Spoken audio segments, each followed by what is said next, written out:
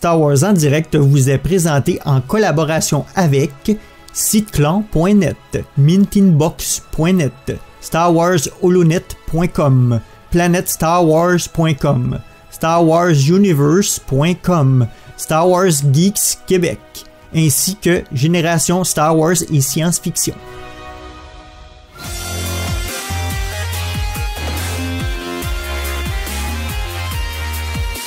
Bienvenue à Star Wars en direct depuis plus de 20 ans, la voix du fandom Star Wars, pour cette édition consacrée à la série de Bad Batch. Aujourd'hui, nous allons parler des épisodes 14, 15 et 16 qui forment l'arche narrative de la fin de cette saison 1. Donc je suis Loïc, ce soir je suis accompagné de Aude. Bonsoir Aude. Bonsoir. De Sylvain. Bonjour Sylvain. Bonjour. Et nous serons rejoints également en cours d'émission par Thomas, dès qu'il sera prêt. Voilà. Eh bien, on va faire notre petite tradition, le WhatsApp Star Wars, donc honneur aux dames. Aude, est-ce que tu as quelque chose à nous partager autour de ce que tu as geeké de Star Wars en ce moment? Oui, absolument. Alors, j'ai fini, enfin, le Battlefront, l'Escouade Inferno, le roman, que j'ai beaucoup aimé. J'ai mis un petit peu de temps à mettre dedans, mais après j'ai beaucoup aimé. Donc pour vous donner envie de le lire, en fait, c'est une mission d'infiltration et c'était vachement sympa. Et j'ai entamé du coup En pleine ténèbres de Claudia Gray il y a 2 jours et j'accroche beaucoup mieux que La lumière des Jedi. Voilà, je te rejoins totalement. Le ton est différent, je sais pas, le fait que ce soit écrit par quelqu'un d'autre ou par une femme ou les deux. Et non, ça me donne envie de continuer. Je comprends que le contexte soit le même. Donc, dès qu'on reparle un peu des événements de La lumière des Jedi, je me dis « Ah non, on va pas retomber dedans dans le côté dramatique Titanic ». Mais bon, je m'accroche plus aux personnages et au discours des personnages qui sont parfois assez légers malgré la tragédie dans le fond. Et j'aime beaucoup, pour l'instant. Et voilà, de la littérature. Et est-ce que tu as joué à Battlefront 2 également? Oui, absolument. Oui, c'est pour ça que j'ai bien aimé le roman, parce que j'aimais beaucoup le personnage d'Iden Versio. Oui, voilà, t'es attaché à Iden aussi à travers le jeu. J'ai bien aimé la campagne avec toute son histoire qui se passait sur plusieurs années, sur plusieurs camps. Finalement, ça m'avait beaucoup plu. Donc, cette ambivalence-là, du bien, du mal, du bon camp, des gentils, des méchants, dans le roman, on la retrouve énormément. Et c'était pour tous les amoureux de l'Empire qui aiment toujours savoir plus de ce qui se passait dans l'Empire, bah, on se régale. C'est vrai, surtout dans la première partie. Oui, après, on est plus dans la psychologie des personnages et leur allégeance. Oui. Est-ce que c'était tout pour ton WhatsApp? Absolument. Sylvain, à toi. Eh ben, pas grand-chose de geekerie Star Wars depuis la dernière fois, à part que j'ai fait quelques tours de Star Tour. J'ai profité du début de mes vacances et d'un gros créneau dans mon planning professionnel pour aller à Disneyland, Paris, en France, et faire quelques tours de Star Wars. Et l'avantage de la pandémie, c'est qu'il n'y a pas grand monde en ce moment. Donc les files d'attente, elles sont vraiment extrêmement réduites. C'est le seul truc de geek Star Wars que j'ai fait. Sinon, quelques autres trucs geeks. Donc Sylvain nous montre une tasse qui n'a aucun rapport avec Star Wars et qui est siglée du logo de la TVA de la série Loki. Je me la pète, parce que celle-là, normalement, vous ne pouvez pas être beaucoup à l'avoir vue. Donc non. Je me la raconte. J'ai la veste de Loki. Nananer. Est-ce qu'elle te va? Est-ce qu'elle te va? Ouais. Elle est un peu longue au niveau des manches, mais tu veux que je la mette? Parce que t'es pas obligé de me croire que je l'ai. Non, moi je le sais parce que je l'ai vu, tu nous l'as posté, le kit presse en photo. Mais voilà, pour nos auditeurs, je confirme que Sylvain est bien un possesseur de cette veste. Pour la petite blague, je la portais quand j'étais à Disney. Il y a 2 Américains, un Allemand et 4 Français qui m'ont arrêté, qui m'ont demandé où avoir la veste. Et autour de moi, j'entendais des gens justement qui me disait c'est la veste de Loki, machin. Donc je suis la star. Oui, je sais, je me la suis pété, mais oh, hein. Téléphone. Pardon, c'est. Ah bah tiens, on a notre comparse Tom. Qu'est-ce qu'on fait? Oui, oui, vas-y. On l'accepte. Intègre-le, comme ça il pourra. On ne demande pas l'avis du public. Non, comme ça on pourra faire son WhatsApp Star Wars tout de suite. Eh ben, je l'amène dans 3, 2, 1. Voilà, c'est presque du live. Voilà, salut Tom. Salut, une apparition de la force. En retard. En retard. Un petit retard pour Tom, mais Tom va tout de suite enchaîner avec son WhatsApp Star Wars, s'il te plaît. N'est-ce pas? Je suis en train de lire une épreuve de courage. Donc, il s'agit du Pocket Bibliothèque verte. Quand les gens me le voient le lire, se foutent toujours de ma gueule. En vacances, on était avec des potes, je l'ai sorti, tout le monde était mort de rire. Il me dit mais c'est le bouquin de tes gosses? Non, c'est le mien. Donc j'explique qu'il y a une continuité, que je suis complétiste. C'est un peu chiant, hein. L'histoire c'est un peu chiant. On va être honnête. Par contre, le truc super sympa, je trouve que ça développe bien la notion de force et son aspect pratique et l'aspect un petit peu philosophique. Donc il y a ces éléments-là qui sont bien, et le fait de développer des persos jeunes, ça je trouve que c'est cool. Donc voilà. C'est mon WhatsApp, et j'en profite, je fais juste un tout petit aparté dans mon WhatsApp. J'ai regardé les Maîtres de l'Univers Révélation, et c'est dingue. J'ai adoré, même si on a des critiques un petit peu anti, soi-disant que c'est pro-LGBT, je sais pas quoi, que c'est pour les gonzesses, machin. Je suis pas du tout d'accord, c'est génial, c'est tellement bien adapté, c'est bien caractérisé, et pour une fois, on a mis Musclor et Skeletor de côté, et ça fait du bien pour une fois de mettre un peu les persos secondaires au premier plan. Donc allez-y, c'est génial, c'est sur Netflix. Merci Tom. Je suis de ton avis. Moi, le seul truc qui me dérange, c'est qu'ils ont coupé, comme chez Netflix, ils ont coupé la saison 1 en 2. Ça fait envie, hein. Ouais, voilà, je veux la suite, parce que c'est pas fini, et c'est vrai qu'elle me plaît beaucoup. J'avais beaucoup de craintes. Bon, la bande-annonce sur le Bonnie Tyler, moi, m'a éclaté. Mais le principe même de cette début de série m'éclate, et je trouve que c'est très bien fait, et j'adore, quoi.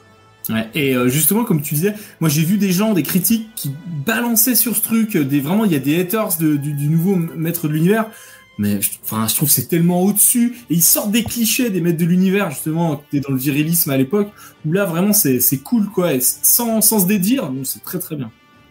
Et puis c'est très bien réalisé. C'est Mark Hamill qui fait Skeletor, donc allez tous avoir un contact rapproché avec vos mamans, hein, si vous n'aimez pas, et puis c'est tout. Voilà. Bon, je le prends pas pour moi. Ah merde. Pour ma part, sur mon WhatsApp Star Wars, on sera aussi sur de la littérature, puisque j'ai fini Poe Dameron Chute libre, que j'ai bien apprécié, qui est vraiment très très dispensable, mais qui était vraiment très sympathique. Et je voulais justement en parler parce que j'ai certains romans, et on en avait discuté sur notre fil Discord de Aude, certains romans, c'est plus difficile de parfois d'entrer dedans ou de se laisser porter par l'histoire. Et donc, notamment pour celui-ci, j'ai mis des écouteurs, en fait, et je me suis lancé de la musique Star Wars en fond pour accompagner, en fait, mon récit, pour faire comme une sorte d'audiobook, mais qui ne serait pas lu, puisque c'est moi qui le lis, mais pour augmenter l'ambiance Star Wars et m'aider à plonger dedans. En fait, j'ai choisi aussi une musique qui n'est pas trop Star Wars. C'est-à-dire que si c'est une musique que l'on connaît très bien, c'est-à-dire, on va dire, les 9 épisodes numérotés, Solo, Rogue One, je vais avoir tendance à laisser mon esprit vagabonder sur la musique et avoir du mal à capter le fil des écrits. Par contre, on a beaucoup de productions musicales de Star Wars qui sont beaucoup plus mineures et qui sont très utiles dans ces cas-là. On a notamment la musique de Shadow of the Empire, la musique de Star Wars Squadron, la musique de Battlefront, qu'est-ce qu'il y a, peut y avoir de la musique de Old Republic, notamment pour éventuellement accompagner la Haute République. Donc voilà, pour moi, c'est une petite astuce qui aide, je trouve, à se plonger parfois dans le récit. Moi, j'ai déjà prévu pour pour le volume 2 de l'Escadron Alphabet de me mettre la musique de Squadrons, justement, voilà, pour accompagner et m'aider encore plus à plonger dans le récit. Donc voilà. Donc voilà. Musique que tu trouves où? C'est vrai que ça peut être marrant comme concept en fait. Eh ben, les musiques, tu trouveras tous les albums sur YouTube, hein, notamment. Alors évidemment, si tu les écoutes sur YouTube, tu seras quand même coupé par la publicité, donc c'est quand même moins sympa. Mais il me semble qu'elles sont toutes disponibles à l'écoute sur les plateformes de musique. D'accord. Spotify, Deezer et autres. Ouais. Alors, à vérifier quand même pour être sûr. Ouais. Mais voilà, moi je sais que je les mets sur YouTube. Puis ben quand arrive la pub, je passe, c'est pas grave. C'est pas si, il n'y a pas tant que ça non plus, quoi. Pas sur ces albums-là. D'accord. Voilà, on va faire un petit tour avant de commencer notre émission sur les plus récents podcasts de Star Wars en direct. Donc vous pouvez retrouver 2 épisodes littérature en compagnie de Francis, Thomas et de moi-même, où on chronique les volumes 1 des séries Star Wars et Vador post-Empire contre-attaque. Et puis 2 émissions de Bad Batch qui sont consacrées donc aux épisodes précédents, les épisodes que nous allons chroniquer ce soir. Et avant de partir en hyperespace, on vous rappelle que si vous souhaitez nous soutenir et montrer vos couleurs, de très beaux produits sont disponibles sur notre boutique à l'adresse starwars.direct/boutique et on fait un grand merci à Dany pour tous ces beaux designs. Et sur ce, on passe en hyperespace. Oh crap! Prepare to jump into hyperspace on my mark. All right, stand by.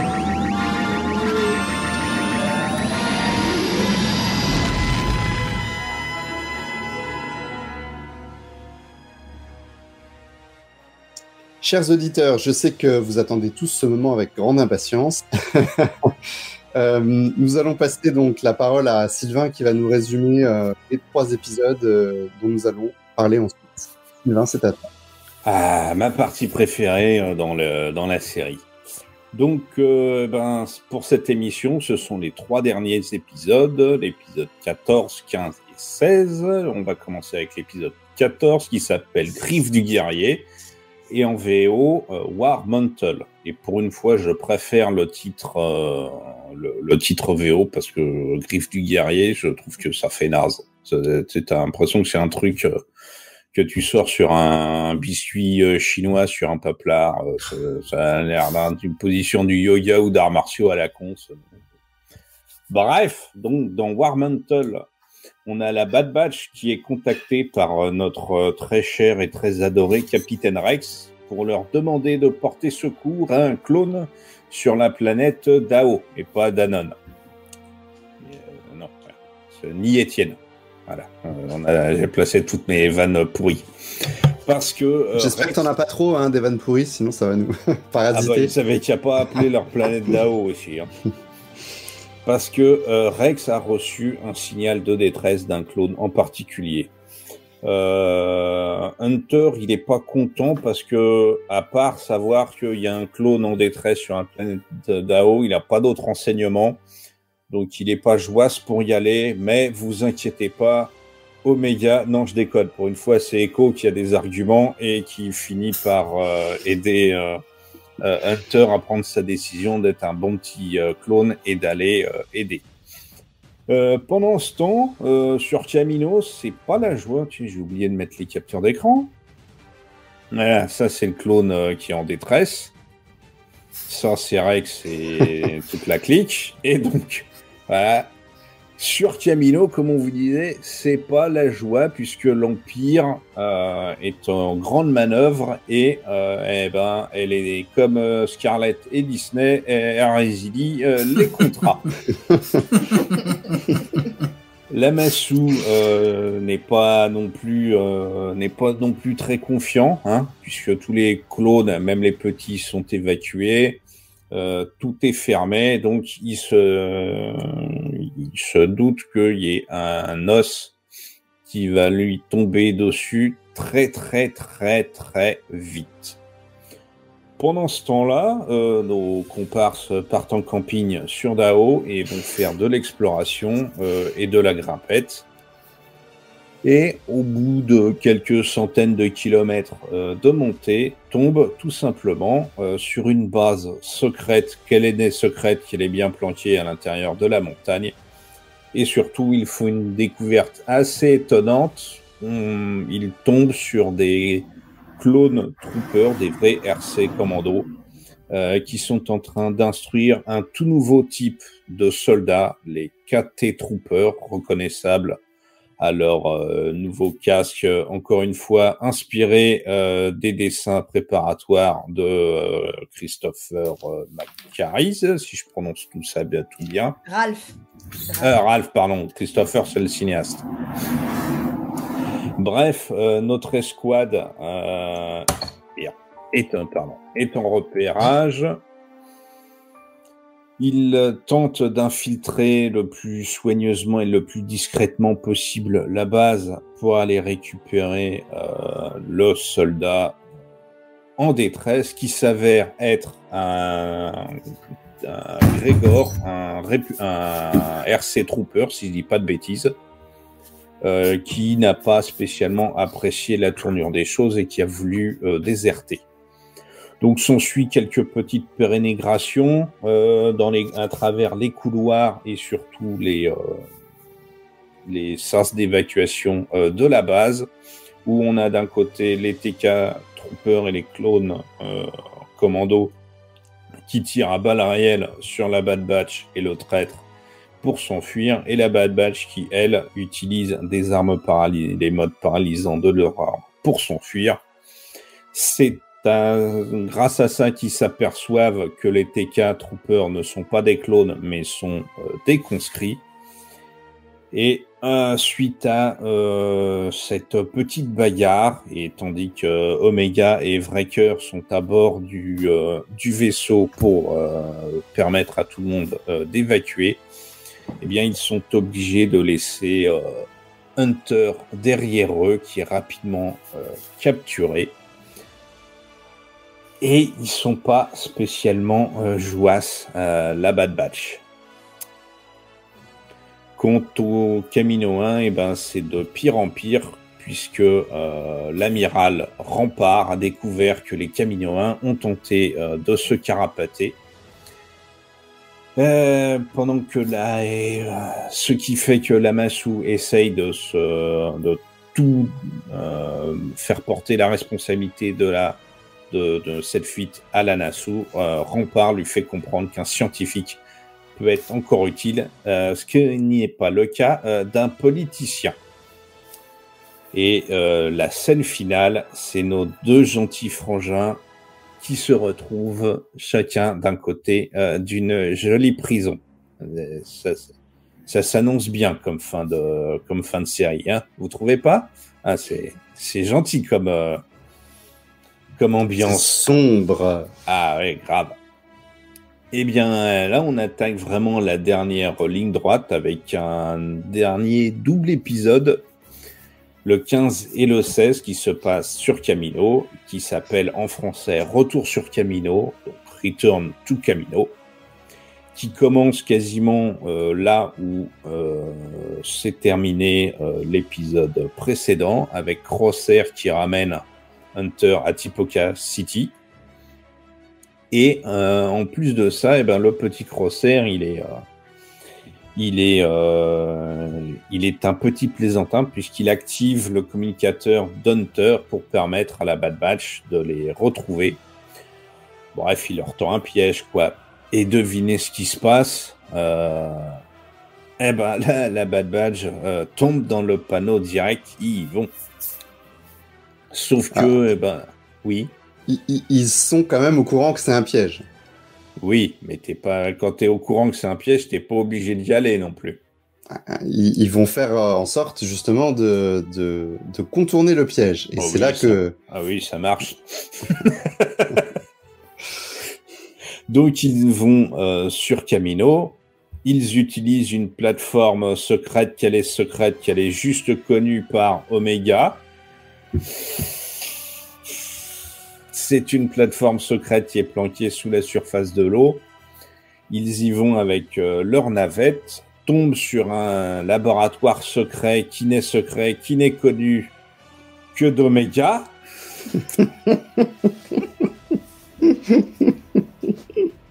Et là, il retrouve, et pour la petite histoire, c'est aussi le laboratoire qui n'est connu que d'Omega, qui a vu la conception d'Omega et de la Bad Batch. À l'intérieur de ce laboratoire, il retrouve le petit droïde sympathique Asie, qui lui aussi sentant le vent tourner et essayer de se planquer, hein, parce que il est pas con, le père droïde. Et il les informe de la situation, que les clones sont évacués, que les clones ont été évacués, que Tipoca City est quasiment vide et que l'ascenseur l'espèce d'ascenseur sous-marin qui relie Tipoca City à ce laboratoire secret est encore secret et est encore alimenté, de pouvoir directement arriver dans la cité pour tenter de libérer Hunter. S'ensuit une petite conversation entre Crosshair et Hunter sur qui c'est qui est le meilleur, qui c'est qui est le plus grand et le plus beau des soldats. Les deux frangins ne sont absolument pas d'accord. Et là, il y a un petit plan tout sympathique puisque Crosshair amène Hunter sur le champ d'essai de tir, de simulation, sans doute pour l'exécuter. Et le reste de la Bad Batch va prendre l'ascenseur pour venir en aide à leur frère et chef. Crosshair et Hunter continuent à discuter, hein. Ce deux-là, ils partiront pas en vacances ensemble, jusqu'à ce que, retournement de situation, Crosshair abat ses hommes et tente de régler le tout pour le tout avec ses frangins. Pendant ce temps-là, Omega a une super idée, déclencher des protos Dark Troopers dans la salle de simulation pour foutre le bazar, pour permettre la sortie et l'évacuation de Hunter. Sauf que ça se passe pas terrible. Il y a beaucoup trop de troopers, il y a plus d'ennemis, et donc la Bad Batch, avec Crosshair, est obligée de se battre pour survivre et pour évacuer. Ce qui se passe globalement bien. Et là, on a enfin la Bad Batch au complet qui bataille. On n'avait pas vu ça depuis 14 épisodes. Depuis l'épisode 1, ouais, c'est ça. Et là, eh bien, il y a une petite subtilité parce que Crosshair est neutralisé par Hunter.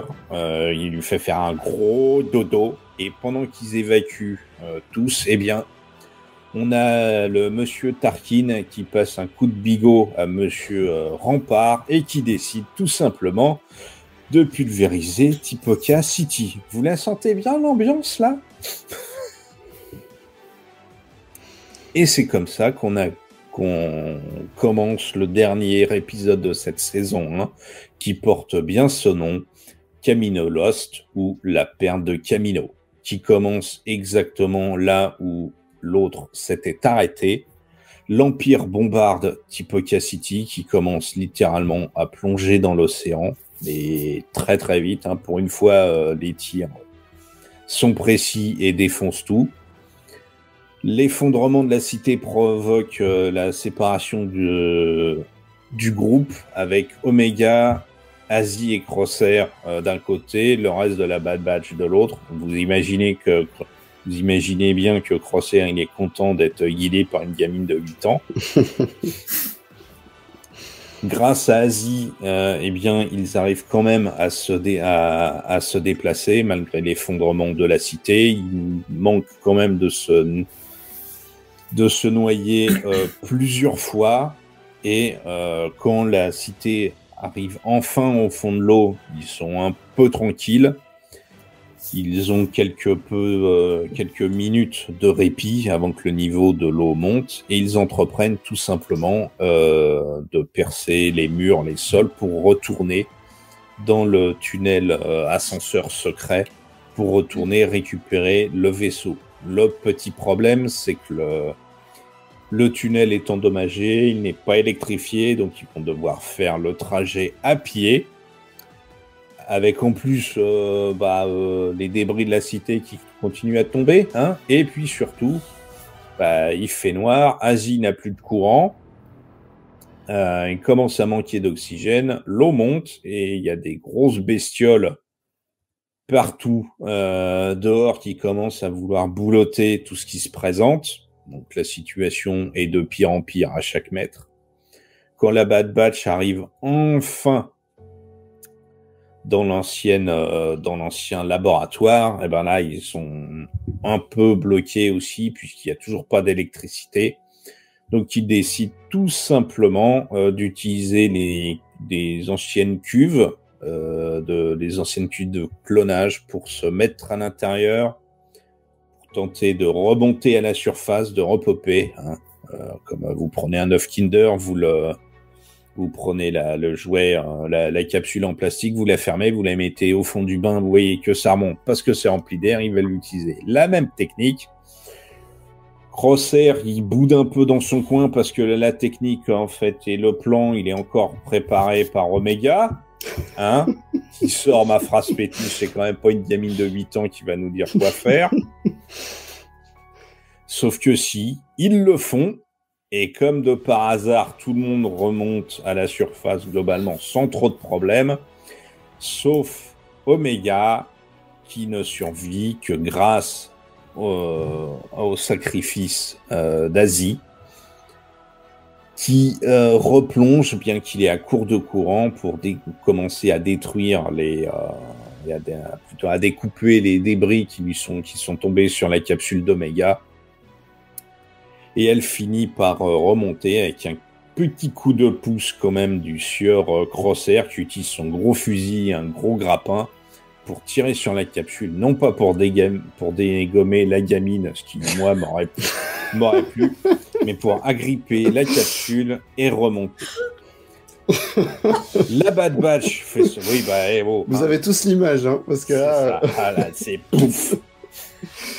La Bad Batch est au grand complet, ils sont saufs, ce que tout le monde est triste parce que Tipoca City est détruite. Et pas que. Ils savent plus trop quoi faire et eh bien le mariage, enfin plutôt le divorce est consommé entre Crosshair et le reste de la Bad Batch qui est abandonné comme une grosse chaussette sur la plateforme. Pendant ce temps-là, Nala Se est amenée dans une installation médicale impériale secrète. Alors, il faut quand même préciser où elle est, parce qu'on a eu sur la l'information planète Wayland. Voilà. Et comment s'appelle la montagne où est installée cette base? Je sais plus. C'est le mont Tantis. Non, c'est le mont Tantis. Le mont Tantis. Clin d'œil. Voilà, qui parlera aux fans de l'univers légende. C'est ça. Et ce qui parlera peut-être à d'autres fans, c'est que l'uniforme du monsieur dont on voit c'est une dame. Ah oui, pardon. Est exactement le même que le scientifique impérial spécialisé du clonage dans The Mandalorian.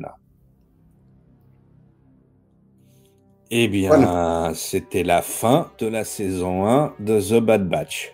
Voilà, merci Sylvain encore une fois pour ces résumés haut en couleur. J'espère que ça vous a plu. Thomas, je suis pas sûr, vu sa gueule. Si. Après, moi j'ai bien aimé, mais c'est marrant quand même. C'était fabuleux. Les épisodes ou les résumés? Le résumé. Alors, est-ce que finalement les résumés ne sont pas meilleurs que les épisodes? Si. Bien sûr. Voilà. Alors, on y va. Qui veut commencer? Aude, peut-être? Toi qui étais un peu tristoun sur les émissions précédentes, avec des dents de scie plutôt vers le bas, même à la fin, ça descendait. Ton intérêt était quand même moindre et assez faible. Alors, l'épisode 14, contrairement à pas mal de monde qui ont bien kiffé de retrouver Grégor et puis d'autres subtilités sur je ne sais plus quoi là, sur certains clones. Je m'y connais pas assez pour avoir bien pris la mesure du truc. Moi, l'épisode 14 m'a pas tant plu que ça. J'ai bien aimé la course-poursuite au début du clone avec les deux clébards. Là, j'avais l'impression d'être un petit peu dans Game of Thrones, dans un épisode où le taré, il avait lâché les chiens sur des dans le film Predators. Voilà, donc j'ai bien aimé cette ambiance. Et puis après, non, ça m'a un peu perdu. Par contre, le 15 et le 16, oui, j'ai beaucoup aimé. J'ai beaucoup aimé la chute, voilà, la perdition, l'ambiance dramatique, même si elle ne... Tu vois, dès qu'il y a des morts, mort, destruction, chaos, t'aimes ça. Ouais. C'est pas ça? Bah si. Alors en fait, c'est pas... Il y a quelqu'un qui disait sur, je sais plus quel fil de discussion, qu'on n'avait jamais peur pour la Bad Batch parce qu'à chaque fois, il s'en tirait avec une entourloupe. Mais bien qu'on sente en effet qu'ils vont pas forcément sacrifier des membres, bien que Asie, j'ai cru vraiment qu'il allait y passer, ça aurait été pas mal dans l'ambiance dramatique. Bien qu'on s'inquiète pas assez pour eux, cette ambiance de chaos, elle est quand même belle, bien réalisée. Elle a tous les éléments pour l'émotion d'une scène de chaos, j'ai trouvé. Ça m'a bien plu. Et visuellement, et dans ce qui se trame derrière dans l'Empire. Après, bon, pour la Bad Batch, voilà, on n'a jamais vraiment peur pour eux, quoi. C'est des péripéties qui surmontent petit à petit, mais c'était bien. Le 14 et le 15 et le 16, vraiment, m'ont plu et m'ont bien tenu en haleine, mais le 14, non. Et tu n'étais pas intéressé par la transition? Alors, au-delà du fait que les Républiques Commando ne te parlent pas et le fait de les voir ne t'a pas parlé, mais est-ce que le passage sur la transition entre les clones et la... Oui, de voir que dans un Stormtrooper, oui, c'était un conscrit et pas un clone, ouais. Vite fait, c'est tellement anecdotique à ce moment-là, en même temps. Ouais, mais ça nous apprend quand même un truc intéressant, c'est que... dire les installations, ok, elles sont secrètes, mais ces soldats-là, ça fait déjà quand même un moment qu'ils sont entraînés. Ouais, c'est secrète, tu passes au-dessus. Moi, je veux bien si t'es au ras du sol, mais si tu passes au-dessus de la planète, bon, la base secrète, elle est quand même à l'intérieur de la montagne qui est à ciel ouvert. Faut pas déconner. Sur une planète sous contrôle impérial, je suis pas sûr que tu aies l'autorisation de toute façon de survoler cet endroit-là. C'est la zone 51. Dans Star Wars, n'importe quel héros arrive à aller sur n'importe quelle planète sans être gaulé. Donc bon, au bout d'un moment... Ouais, ça dépend. Sauf quand ça les arrange. C'est ça. C'est ça. Donc voilà, je vais rebondir sur des trucs que vous allez dire, mais j'ai rien d'incroyable à ajouter sur les 3 épisodes. D'accord. Thomas, peut-être. Ouais. Alors... Du coup, bizarrement, quand je vous ai tous vus sur le Messenger, j'ai vu des gens qui d'habitude détestent Bad Batch, comme Seb, par exemple, Galano, qui dit « le 15, génial » et tout. Alors je me suis dit, si lui, il a vraiment aimé, j'ai prévenu tout le monde, j'ai dit « Attention, vous allez voir, parce qu'on les regarde par 3, en fait. » J'aurais dit « Vous allez voir, le 14 va être sympa, mais le 15, ça va tout déchirer. » Et j'ai tellement placé la barre haut qu'à la fin, ils m'ont dit... Ouais, ok, c'était sympa, mais tu nous l'as tellement survendu le truc, du coup, ils étaient déçus en fait. Et c'est toujours un peu le problème qu'on a, c'est quel niveau d'attente on a. Et là, je crois que j'ai dû placer la barre un peu trop haut pour tout le monde. Et donc voilà, on le regarde en famille, ils étaient déçus en fait. Ils m'ont dit ouais, c'était bien, mais je pensais qu'il allait avoir un truc en plus. Donc voilà, ça c'est pour le niveau d'attente générale. Et moi, ça m'a fait un peu ça. C'est vraiment extra. Alors visuellement, à chaque fois que vous faites un Star Wars en direct, vous en parlez, et là je me suis dit mais waouh, ça va encore plus loin, c'était encore plus beau. Les gosses avaient l'impression, ils croyaient qu'on était sur Endor dans le 14. Et c'est vrai que ça faisait beaucoup penser à Endor. Et la roche en plus. Un environnement la forêt, bon, c'est vrai que c'est très très terrestre comme environnement. Hein. Et voilà, ça ressemblait vachement. Et le tout dernier décor, quand ils arrivent sur le Wayland, tout le monde a cru qu'on était, vous savez, sur la plateforme de Rogue One avec le père de Jyn Erso. C'est pas du tout le même environnement. Hein. Ouais, mais si tu veux, le fait de voir un scientifique arriver, le fait de la plateforme, eux, c'est la référence qu'ils avaient parce qu'ils ont pas lu, l'Héritier de l'Empire. Je suis vraiment en vacances, ça se voit. Ils ont pas lu l'Héritier de l'Empire, donc du coup, pour eux, c'était ça. Et donc il y a pas mal de trucs qu'ils ont captés et ils ont tout de suite dit ouais mais alors du coup le scientifique qui récupère le Camino 1 ils ont gardé que la scientifique. ah mais c'est peut-être celui dont on parle pour le bébé Yoda, etc. Donc hop, ça y est, les pièces commencent à s'installer, c'est intéressant. Et à ta question de tout à l'heure, j'avais envie d'y répondre quand tu l'as posée, à savoir est-ce que c'est pertinent de voir le changement des soldats? Moi, c'était une des grosses questions quand je regardais la prélogie. Mais qu'est-ce qui s'est passé entre le moment où on a des clones et le moment où on a des soldats je veux dire, je veux pas être raciste envers les clones, donc je veux dire des soldats non clonés, on va dire, d'accord? Je veux pas dire soldats normaux parce que j'adore le Capitaine Rex. D'ailleurs, pour info, pendant mes vacances, j'ai été à Paris avec un pote. Il m'a ramené un de ses meilleurs potes qui s'appelait Rex. Le mec, on a fait un resto ensemble. Alors il me disait qu'il a super mal vécu son prénom. Je lui disais, t'as trop de la chance de t'appeler Rex. Et il me dit, oui, mais quand j'étais gamin, tous mes potes se foutaient de ma gueule avec le chien Rex. Il me disait, je l'ai mal vécu petit, et maintenant je trouve que c'est cool. Et je lui dis, putain, mais Captain Rex, quoi. Et du coup, le gars, je l'ai appelé Captain Rex tout le long, quoi. Mais c'était plutôt amélioratif que péjoratif. Et j'ai trouvé ça marrant, quoi. Voilà. En plus, on venait de voir les derniers Bad Batch. J'étais à fond sur le Captain Rex, et il me dit, je te présente mon pote, il s'appelle Rex. Non, quoi. J'ai vraiment cru que c'était une blague, quoi. Voilà. Pour la petite info. Et ce qui est surtout intéressant aussi, mais alors peut-être qu'on en reparlera après, j'ai beaucoup aimé les questionnements qu'on a sur Crosshair. On va le revoir, et les questions des gosses à la fin, c'est est-ce que Crosshair est vraiment méchant? Est-ce qu'il a des problèmes d'ego? Est-ce que dans le fond, son raisonnement, il y croit vraiment, ou qu'il essaye de se le mettre? Alors on a quand même mis un quart d'heure là-dessus, hein, sans avoir la réponse bien évidemment, hein, puisque on s'appelle pas Filoni. Mais on sait pas où ils vont les gars, mais on sent que Crosshair, voilà, dans sa tête ça a l'air compliqué quand même, hein. C'est-à-dire que le problème d'ego avec la gosse, effectivement ça l'insupporte de se faire commander par une gosse de 8 ans, en même temps elle va sauver la vie, et à un moment il lui sauve la vie, il dit c'est bon là maintenant je te dois plus rien, donc lui il a quand même des problèmes d'ego. C'est bon, on est quitte. Voilà, c'est ça.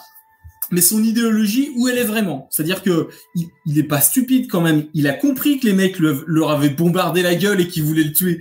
Mais il se dit, non, moi, je suis le soldat de l'Empire. Il lui dit, mais attends, tu vois quand même, là, regarde, il savait que t'étais là. T'as vu les plateformes, il en reste combien, là? Enfin, je veux dire, je sais pas, tu vois ce que je veux dire? Et, tu sens que le gars, alors, moi, mon point de vue était le suivant, j'aimerais bien avoir le vôtre, puis on reprendra d'autres points, parce que sinon, je vais partir en monologue et ça va être chiant. Comment vous le sentez? Moi, mon point de vue sur Crosshair, c'est que le gars, il avait l'impression d'être Dieu le Père, il a eu un peu le syndrome de Dieu. Il a compris qu'en fait, c'était qu'une grosse merde de clone aux yeux de l'Empire, j'entends bien.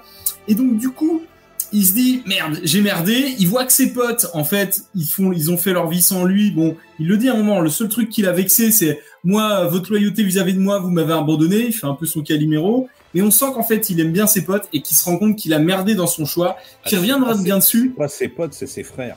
Oui, plus que ses potes, ouais. Voilà, c'est ça le truc. Et qu'en fait, par ego, il veut pas dire non, ok les gars, j'ai complètement foiré, j'ai merdé, je reviens quoi. Ouais. Bah, moi, je suis là-dessus, je suis de ton avis là-dessus. C'est vrai que moi, sur ces 3 épisodes-là, c'est vrai que le 14 m'a bien plu, parce que vous connaissez de toute façon mon amour pour les clones et pour les commandos.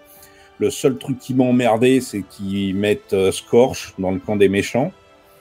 Tant qu'à mettre un membre de la Delta dans les méchants, il fallait mettre Sev.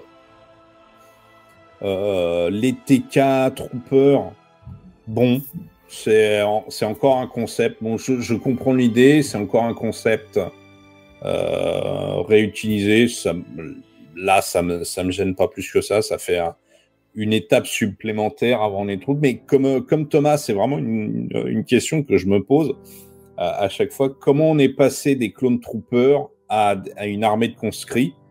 Et c'est vrai que c'est un truc que j'aimais bien et que je pensais qu'on verrait beaucoup plus précisément dans Bad Batch, la transition, les façons de faire ou même les magouilles, parce que c'est vrai que là, d'une œuvre à l'autre, tu vois, on nous dit par exemple que y aura plus de clones, mais ça fait maintenant depuis plusieurs versions des DVD, des Blu-ray, des rééditions des films que Temuera Morrison double les Stormtroopers.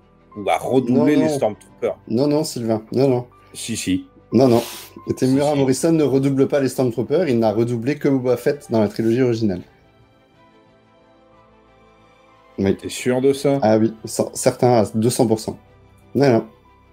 Les Stormtroopers de la trilogie originale sont et restent des conscrits à part entière. Là, j'avais lu qu'il avait redoublé plusieurs des voix. Non. Et où c'est qu'ils les ont foutus, les anciens clones tout pourris? Ouais. Mais Voir les attends. tout neufs qu'ils n'ont pas utilisés. Ça, par Là- contre, ouais, voilà, je m'interroge. Saison 2, je pense. Pour revenir sur ta question, Thomas, concernant Crosshair, Ah ouais, ouais, je t'as suis raison. Oui. pas du tout d'accord avec toi. En tout cas, je l'ai pas compris comme ça. Pour moi, en fait, Crosshair, c'est l'anti-Calus de Rebels. C'est-à-dire que Calus, il a eu on l'a élevé impérial, on lui a donné à manger impérial, il a vécu impérial toute sa vie. Pour lui, c'était sa raison d'être, sa raison de vivre. Il a été confronté plusieurs fois à l'abandon de l'Empire, et c'est cet abandon et les discussions avec d'autres personnages qui ont fait changer son point de vue et qui l'ont fait basculer du côté des rebelles en se disant effectivement, je suis pas du bon côté. Et souviens-toi, on avait parlé de cet épisode merveilleux où il se retrouve avec Zeb coincé sur une lune, et où à la fin, Zeb retrouve tous ses amis et tout, et il est super entouré. Et Calus, lui, se retrouve face à la froideur du vide de sa couchette. Et en fait, pour moi, Crosshair, c'est l'inverse. C'est-à-dire que il ne changera pas. Il ne changera pas. Et pour moi, il n'a pas changé. En fait, il essaye de recruter quand il tue ses soldats, c'est uniquement dans le but de recréer la Bad Batch du côté impérial. Il veut récupérer ses frères. Il veut le lead. Voilà, ça, il est vraiment, par rapport à ses frères, il y a vraiment une envie de les retrouver. Il a vraiment, c'est vraiment, comme tu disais, le vilain petit canard, le dernier de la famille qu'on a laissé de côté, et puis voilà, pour se concentrer sur les autres. Mais il veut les réintégrer pour l'Empire. Et le fait que l'Empire lui ait tiré dessus, etc., malgré tout, nanana, pour lui, ça change rien. Il est, on l'a dit, un bon soldat obéi aux ordres. Et effectivement, moi, j'étais de ceux qui pensaient que le fait, et je l'avais même mis d'ailleurs, je crois, dans notre fil Discord aussi, que le fait de voir que l'Empire l'avait abandonné et lui avait tiré dessus même, en même temps que les autres membres de l'équipe, à la fin de l'épisode 15, amènerait sa prise de conscience dans l'épisode 16. Et pour moi, c'est une vraie surprise, la scène finale, parce que qu'ils se donnent un coup de main pour survivre tous ensemble contre les Dark Troopers et ensuite pour échapper de Kamino. Ça me semble pas illogique non plus. On peut laisser les griefs de côté quand on a un but commun. Par contre, je m'attendais vraiment à ce qu'il change d'avis au fur et à mesure des différentes péripéties. Et je suis content parce que justement, c'est pas le cas. Et ça m'a un peu pris à revers parce que je m'y attendais pas. Je m'attendais vraiment à une agent Calus, quoi. Donc, voilà, je trouve que pour moi, il va rester du côté de l'Empire. Parce qu'il a l'idéologie pour toi. Il a peut-être l'idéologie, mais on le quitte. Il a quand même un gros coup sur le moral. Il n'a pas réussi à récupérer ses frangins. L'Empire en a rien à carrer et il se retrouve tout seul. Moi, je pense plutôt qu'il va pas qu'il va devenir chasseur de primes, mais qu'il va être un assassin indépendant, qui va devenir indépendant, qui va avoir une haine à la fois de ses frères, de l'Empire, des rebelles, du monde entier. Moi, c'est comme ça que je vois ça. Parce que il termine là, ses frères l'abandonnent une deuxième fois. Ça va faire un rageux, en fait. Il a plein de questionnements par rapport à ses frères, par rapport à ses frangins durant tout l'épisode 16. Et à la fin, il est confronté à cette gamine qui a un peu pris la tête à tout le monde et un peu le lead sur la Bad Batch, et ses frangins la préfèrent. Et ses frangins, il y en a pas un qui lui tend les bras. Vraiment. Quand même, si. Ah non, plusieurs fois. Ils font ça tout le long, hein. Bah oui, et Hunter, à chaque confrontation, Hunter essaye de raisonner Crosshair en lui disant tu es comme nous, tu fais partie. Et à la fin, la confrontation où il dit où il y a l'histoire de la puce, justement, en lui disant c'est pas de ta faute, c'est la puce. et l'autre tu balances, bah non, moi la puce on me l'a retirée depuis longtemps, donc c'est parce que je suis comme ça. Bah, on peut plus douter de son idéologie et du chemin qui continue à prendre. Et il le dit sur la plateforme, il dit moi l'Empire va me récupérer. Donc à moins que l'Empire ne vienne pas le rechercher, et dans ce cas-là que ça lui fasse un changement de point de vue dans la saison 2, mais dans ce cas-là on retrouvera un Crosshair, il nous racontera le morceau qu'on n'aura pas vu, mais pour moi il se fait récupérer par l'Empire et c'est reparti pour un tour, hein. Ouais. Et alors, est-ce que vous n'avez pas senti qu'à un moment sur la passerelle, quand les autres se barrent, je trouve que la scène dure assez longtemps, comme s'il l'avait un petit peu étiré, la scène, comme s'il l'avait étiré pour nous montrer que la décision, qu'il y a plusieurs moments où on se dit allez, il va retourner les chercher, et où il y va pas en fait. Non, il y a une vraie cassure. Oui, il y a une vraie cassure, ça c'est clair. Il y a une vraie cassure entre eux, et c'est la deuxième fois qu'il va. Moi, je veux bien que tu dises plusieurs fois ils lui ont tendu la main, mais quand lui il sauve Omega, ils sont tous en train de le braquer, hein. Tu t'aurais réagi différemment? T'as pas le temps de réagir. Non, en réalité, t'as pas le temps de réagir. Pendant toute la série, pendant toute la saison, Crosshair, alors ok, c'est pas tous les épisodes, mais on l'a vu plusieurs fois, Crosshair essaye de les débusquer, de les attraper, de leur tirer dessus, etc. Au moment où le mec saisit son fusil, le réflexe des clones, pour moi, il est tout à fait logique. Bah ouais, mais d'un point de vue soldat peut-être, mais d'un point de vue, on était frangins et ça fait 20 heures qu'on essaye de te faire changer d'avis et de te montrer. Bah voilà, la cassure. Il y a une vraie cassure, mais elle était déjà là avant. La cassure, oui, mais c'est une continue. Pour moi, Crosshair, c'est quelqu'un, il termine la saison 1 brisé. L'Empire l'a abandonné, ses frères l'ont abandonné 2 fois. Moi, je vois pas du tout l'Empire le retrouver. Pour moi, l'Empire, ils se sont barrés. Rempart, tu penses réellement que Rempart, il va envoyer une navette récupérer un clone? Il en a rien à foutre. En tout cas, si jamais ils le font, c'est clair qu'il redevient à 100% du côté de l'Empire. Voilà, c'est ça. S'ils le font pas, effectivement, voilà, c'est ça en fait. Et cet élément-là, on l'aura que l'année. C'est surtout, à mon avis, si l'Empire vient le chercher, pour moi, si Rempart, ou Rampant, Blaireau, capitaine Blaireau, là, va le chercher, c'est parce que Crosshair va devenir autre chose qu'un simple trooper. Oui, un simple trooper. Justement, la question... Un assassin privilégié. Alors que moi, là, je les vois pas franchement, je les vois pas le récupérer. Et ce qui fait pour moi que là, Crosshair, il est brisé. Et je sais pas ce que vous en pensez, mais toujours sur Crosshair, au début, j'étais un peu déçu qu'ils rejoignent pas la Bad Batch. J'aurais bien aimé qu'il y aille. Et moi, les autres me disaient non, faut pas qu'il vienne, c'est un gros con, faut qu'il se casse et tout. Il y a juste ma fille qui disait oui, mais c'est leur frère quand même, il est gentil.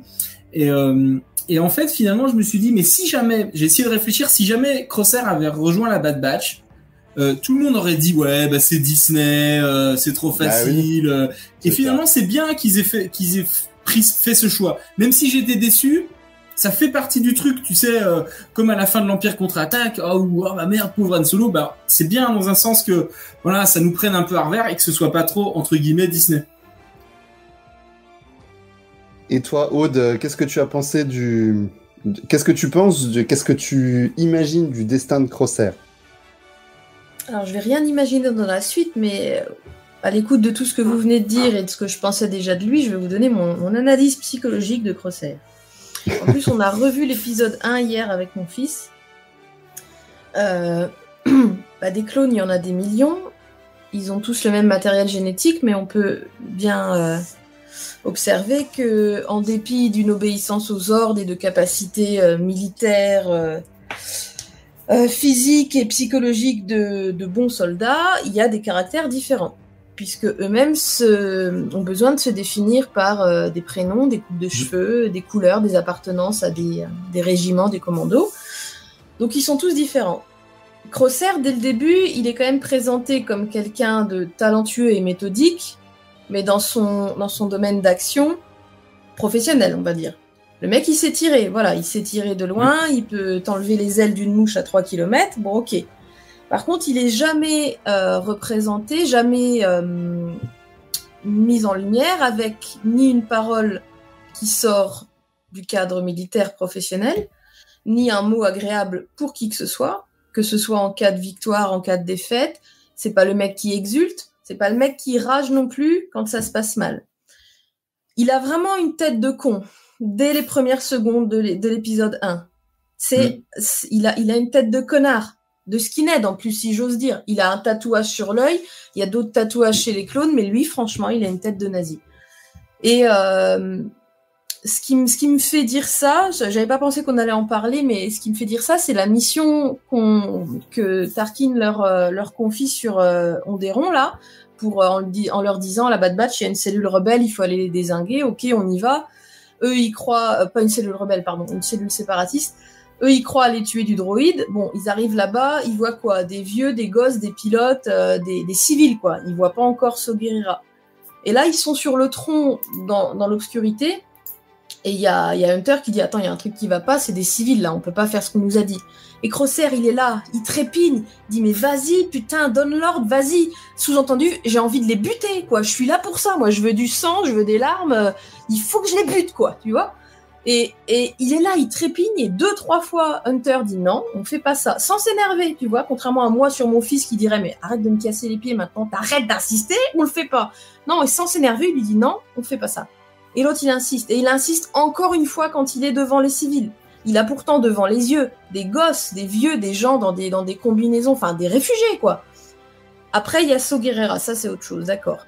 Mais même lui, là, pour une fois, Saw Gerrera, il est hyper calme. Là. Il a pris un Xanax parce qu'il est pas comme ça d'habitude. Donc il est quand même face à des gens désarmés, avec une escouade de 5 mecs boostés aux hormones. Et il est encore là en train de vouloir les buter. Et je me suis dit, c'est pas qu'une question de puce. Le mec, il veut du sang. C'est un psychopathe. C'est comme ça qu'il Ouais, c'est ça. Il est bon dans ce qu'il fait. Les autres l'acceptent en tant que psychopathe parce qu'il est bon dans ce qu'il fait et que c'est quand même leur frère. On a tous des gens dans notre famille dont on sait que ce sont des tarés. On n'a pas forcément envie de les tuer ou de les mettre en prison, sauf le moment où ils assassinent la petite voisine. Bon, bah là, c'est un peu pareil. Et on peut pas les renier tant qu'ils ont pas fait un truc trop répréhensible. Là, Crosshair, il a fait un truc trop répréhensible. Ses frères, ils ont les bouilles, ils se disent, bon, ben, on peut plus le fréquenter, là, c'est mauvais. Et tout du long, comme disait Sylvain, il prouve qu'il y a plein de moments où il a voulu les dézinguer.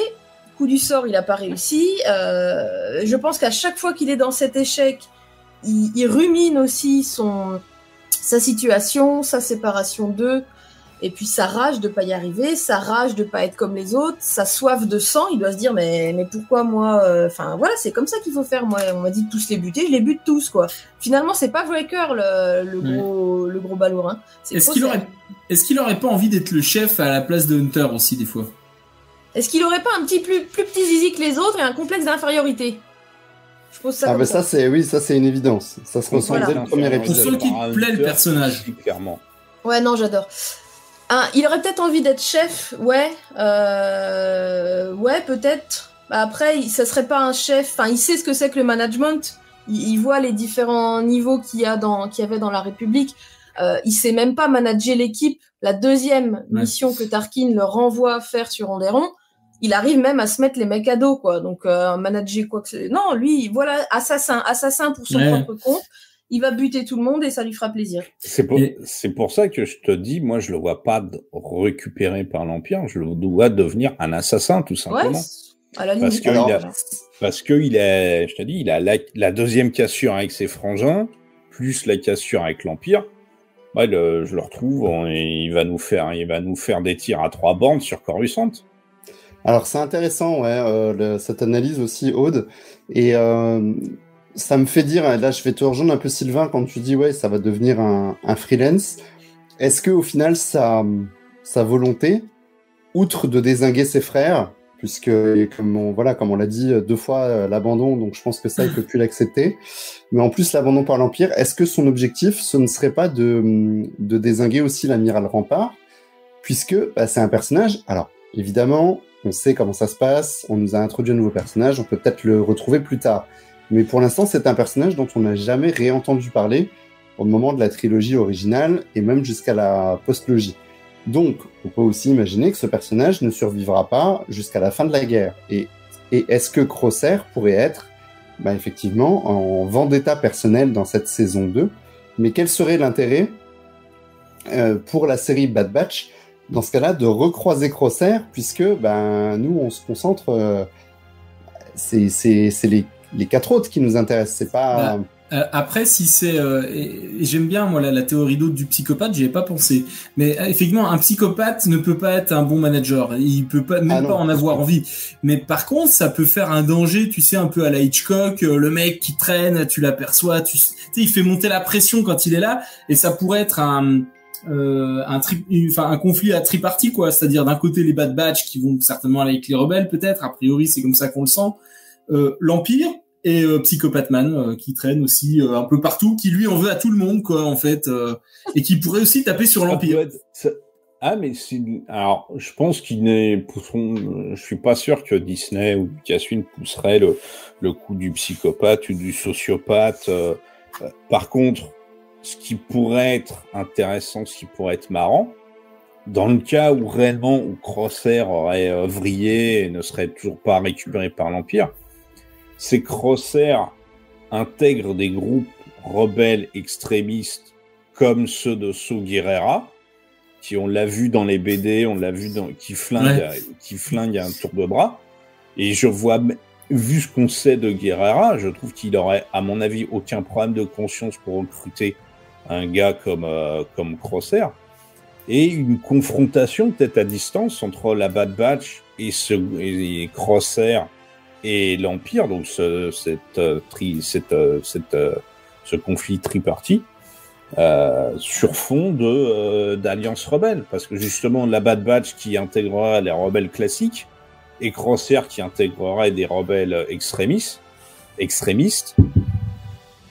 parce que le coup du tueur psychopathe, honnêtement, bon, chez Disney, déjà Cruella d'Enfer, ils ont fait un film. Déjà, elle touche pas au clébard. Donc bon, un tueur à longue distance qui flingue tout le monde dans une série pour gamins, adolescents. Je suis pas sûr que ce soit à l'ordre du jour dans la maison. Hein. C'est bien ce qu'il essayait de faire dans la saison 1.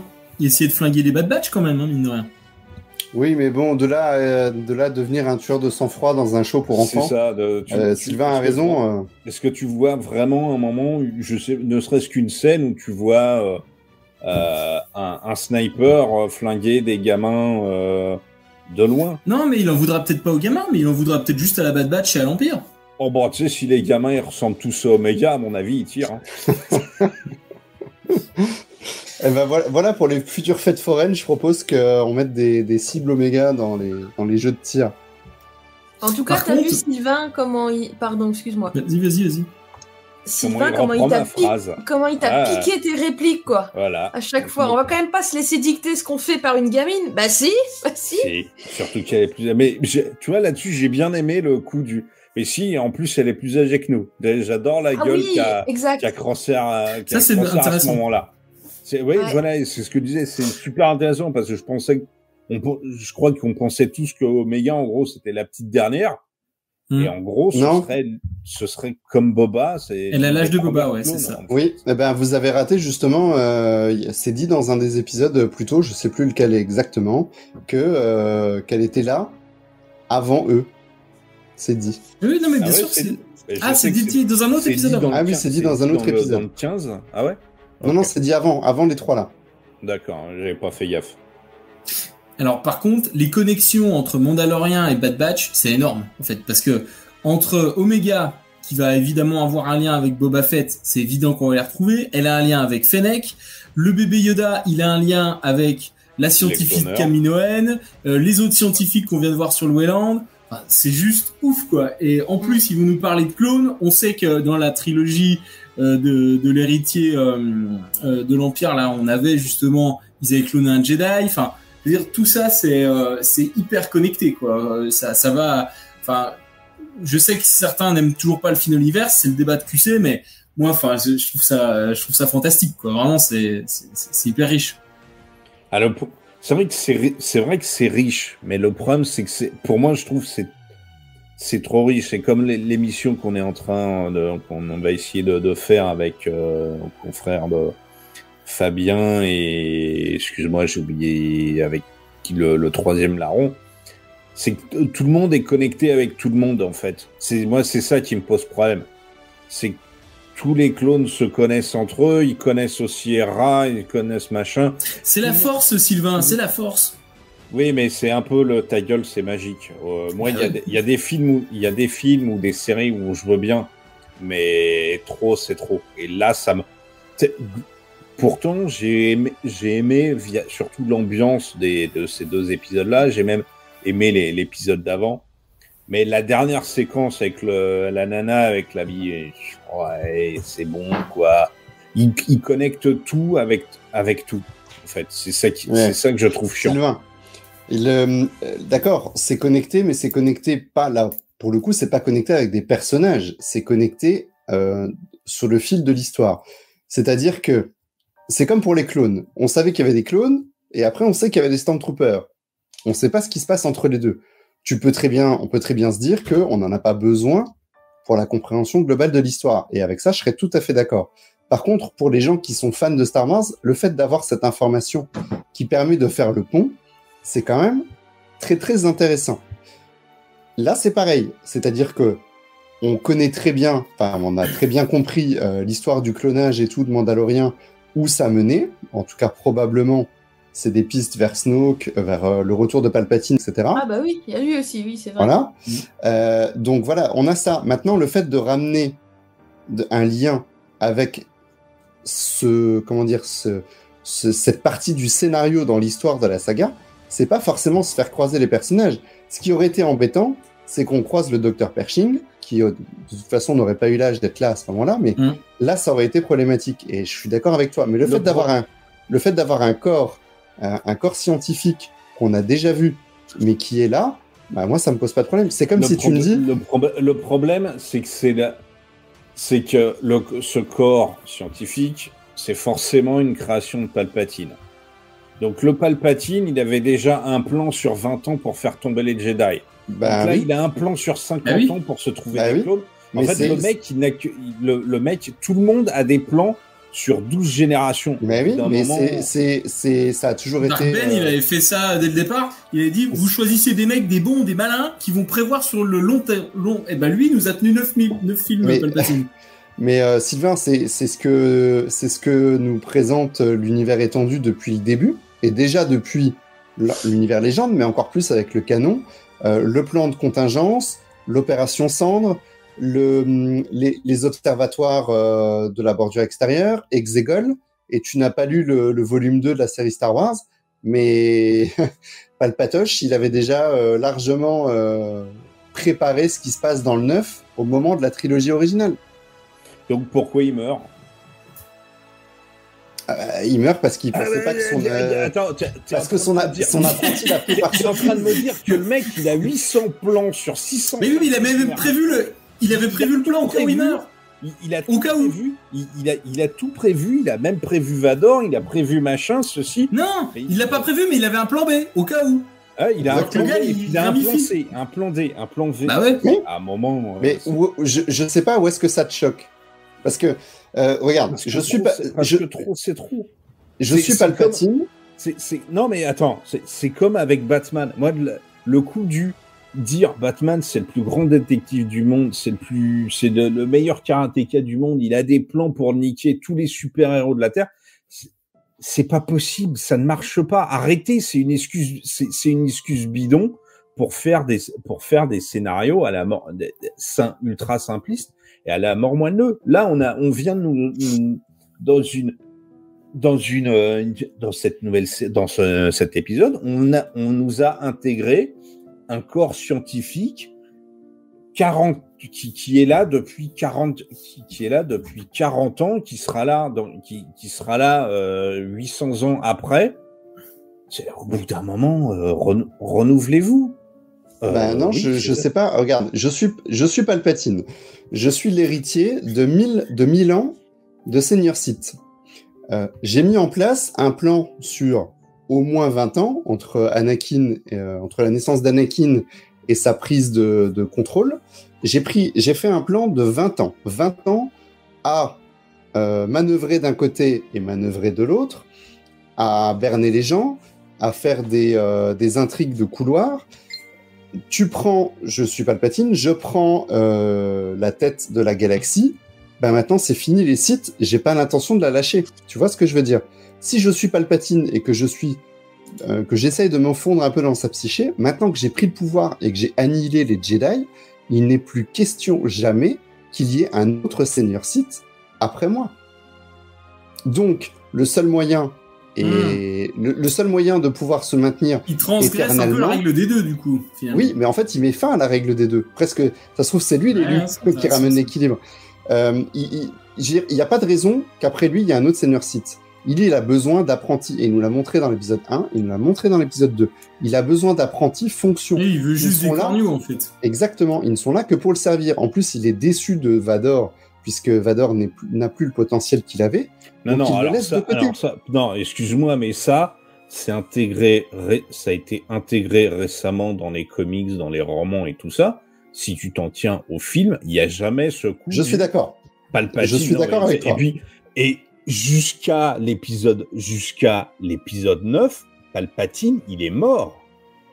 Il n'y a pas, jusqu'au conflit entre Abrams, jusqu'au problème de création de cette nouvelle trilogie avec Abrams et Johnson, Palpatine, il est mort. C'est Abrams qui le fait revenir. Donc là, les mecs sont en train de broder. En fait, tu trouves un truc génial. Les mecs sont en train de broder. Il arrive à rattraper le bordel. Sylvain, le fait d'avoir fait revenir Palpatine, qui est mon personnage préféré, j'ai trouvé ça horrible. En tout cas, dans l'épisode 9. S'il l'avait ramené dans l'épisode 7, je l'aurais accepté.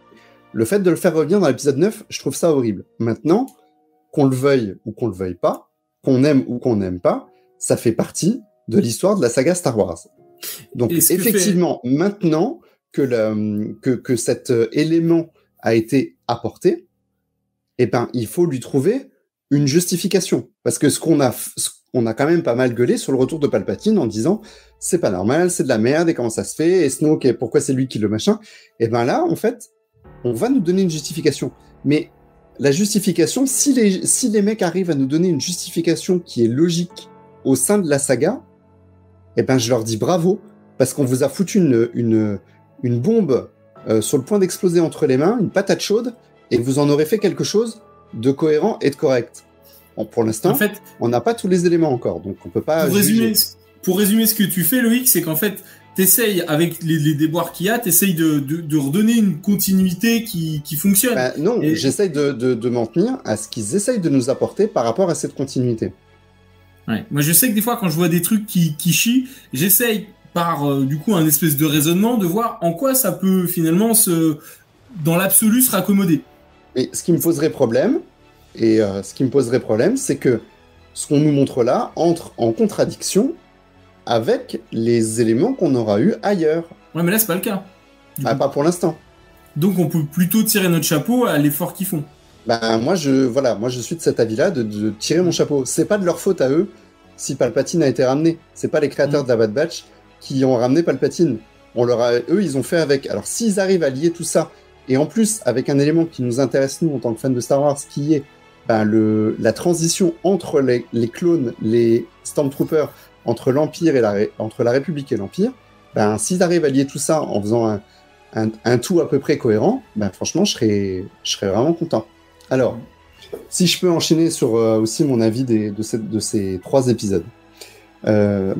Ces épisodes-là, c'était vraiment ce que j'attendais un peu. Alors, pas vraiment ce que j'attendais depuis le début, mais on est dans l'ambiance et dans le développement des choses que moi j'attendais avec cette série. À savoir, effectivement, plus d'empire, plus de transition, un peu plus de politique. Il y en a un petit peu au moment où la prise de décision avec les contrats sont révoqués, on va dire que on peut supposer que Lamassu est abattu, donc ainsi que beaucoup d'autres Kaminoans, même si ça n'est pas montré. Tout ça, ça reste un point de vue politique. Donc voilà, toutes ces choses-là, c'est ce que j'attendais en fait depuis le début de la série.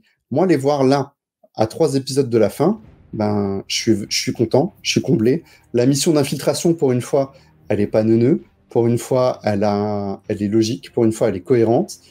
Ok, il tire pas à balles réelles, ça m'embête toujours à ce stade-là. Moi, Scorch, j'étais très content de le voir.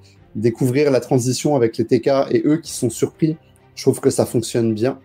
L'ambiance, voilà, quand ils essaient de s'échapper avec le combat, avec les V-Wing qui attaquent, je trouve que c'est bien parce qu'on a vraiment pas souvent l'occasion de les voir non plus à l'action. Et les épisodes 15 et 16, donc vraiment cette ambiance encore plus sombre, ça manque un peu de... Si je dois émettre une petite critique, ça manque encore d'ampleur. C'est-à-dire qu'on a quelques bataillons de clones qui se promènent sur Kamino, on a quelques scientifiques kaminoens qui marchent dans les couloirs, on a une ville, on a 3 croiseurs Venator.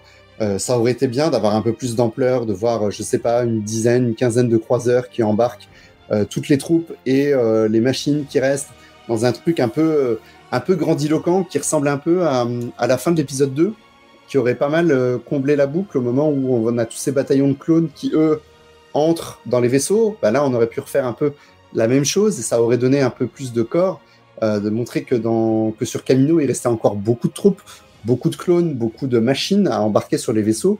On aurait pu nous montrer beaucoup plus de Kaminoens qui étaient un peu, qui savaient pas sur quel pied danser et qui étaient un peu inquiets pour le futur, pour qu'est-ce qui se passe, etc. Et je trouve que c'est dommage, il nous manque un peu ce truc-là. On aurait dû avoir aussi plus d'officiers impériaux en background, parce qu'on imagine mal un amiral venant superviser l'évacuation d'une planète complète tout seul.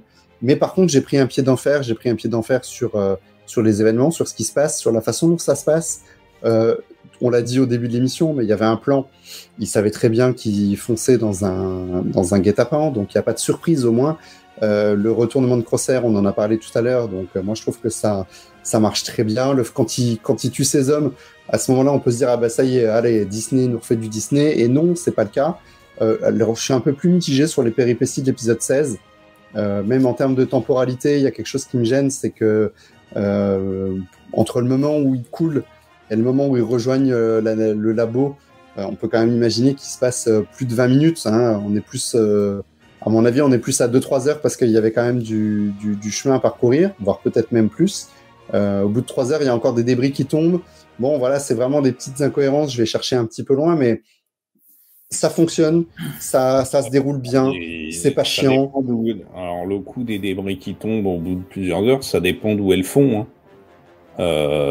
Si t'as le fond, il est à 10 mètres, oui, ça va pas. Ça va non, Sylvain, il nous montre que la cité, elle touche le fond.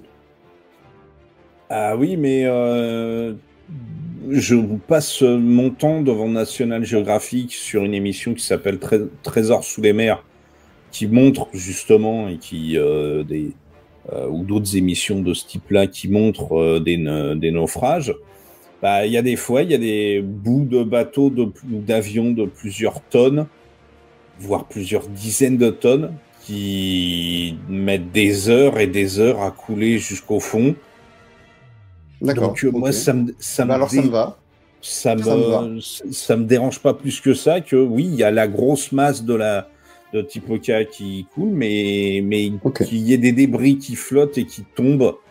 Certains trucs. Bon, là, le seul truc, c'est que tous les débris tombent sur Omega. Donc, à un moment.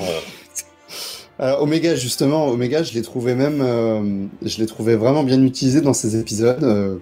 Thomas, tu en parlais tout à l'heure, mais le coup avec Crosshair, on cède, je te la rends. Maintenant, tu sais quoi, elle est plus vieille que nous, donc tu ferais bien un peu de la fermer. Ça fonctionne super bien. Elle est pas. Le seul moment où elle est nunuche, c'est quand elle envoie les Dark Troopers sur le plateau d'entraînement. Mais dans sa logique, c'est logique, donc ça m'a pas choqué. Moi, je l'ai trouvé vraiment bien utilisé. Il y a un truc qui est sympa aussi, c'est que quand ils passent dans l'eau, après ils sont mouillés et les cheveux bougent, contrairement à Clone Wars. Ils sont aplatis. Voilà, ça c'est nouveau parce que dans Clone Wars, on n'avait pas ces modèles-là. Et pour conclure, on n'en a pas parlé, mais vite fait, mais putain, mais qu'est-ce que c'est beau! Ah ouais. Qu'est-ce que c'est beau! Et alors les plans de Camino, les croiseurs qui tirent avec la pluie qui tombe sur les fenêtres, les flammes, type Oka City en flammes, c'était juste. Enfin moi j'avais vraiment un pincement au cœur, quoi. C'est voilà. beau et émouvant en fait. On n'a pas parlé de la musique qui accompagne, mais la musique, c'est super triste. Franchement, ça boucle bien la boucle et je trouve que ça fait son travail, ça fait son effet. Je sais pas si vous vous souvenez, mais dans la précédente émission, j'avais dit qu'on avait besoin d'une saison avant que ça se lance vraiment. Si effectivement la saison 2 est de l'acabit, voire même meilleure que la fin de la saison 1, c'est effectivement ce qu'il nous fallait, quoi. Est-ce que vous avez envie d'ajouter quelque chose sur ces 3 épisodes? Où est passé le clone qu'ils ont sauvé? Moi, je pensais qu'il allait venir avec eux, du coup, là, le gars. Lequel? Ah, Grégor? Ouais. Il le dit, il est resté avec Sid. Ah, d'accord. Et pourquoi il a pas... Putain, les mecs, ils le sauvent, et lui... Ouais, moi, je vais rester chez Sid. T'as pas remarqué que c'est toujours comme ça? Il sauve quelqu'un qui, après, se barre. Ouais. Et ça, c'est vrai que c'est dommage. Moi, je le connais bien. Parce que... Dis-toi quand même que Hunter, il s'est fait gauler, s'est fait capturer pour aller sauver lui. Et lui, il dit non, mais moi, je vais rester au bar, je vais prendre une bière, les gars, vous me retrouvez demain. En plus, si je dis pas de bêtises, Grégor, c'est un commando, c'est un République commando. C'est un République commando. Voilà. Mais qu'est-ce qu'il fout au bar? C'est ça, c'est un peu le truc, ils vont en mission. C'est une mission typique pour des commandos, mais le commando qu'ils ont libéré, ça c'est vrai, je suis d'accord, reste picolé au bar. Alors vous faites bien de soulever le problème de Grégor parce que ça fait écho à Hauser sur l'épisode d'avant, la planète des Twi'leks. Sur Rylot, ouais. Rylot, oui. Merci. Du coup, ça nous fait 2 clones de plus, sur des millions, mais qui ont soit une puce défaillante, soit des états de conscience qui sont au-delà de l'ordre 66. Alors, pour les commandos, rien ne nous prouve qu'ils soient pucés. D'accord. Mais effectivement, on pourrait le supposer. Moi, j'en ai déduit que seuls les clones qui étaient à proximité de Jedi avaient reçu l'ordre 66 et pas la totalité de la galaxie, puisqu'il n'y aurait pas d'intérêt à déclencher un ordre 66 chez des clones qui n'ont pas de Jedi.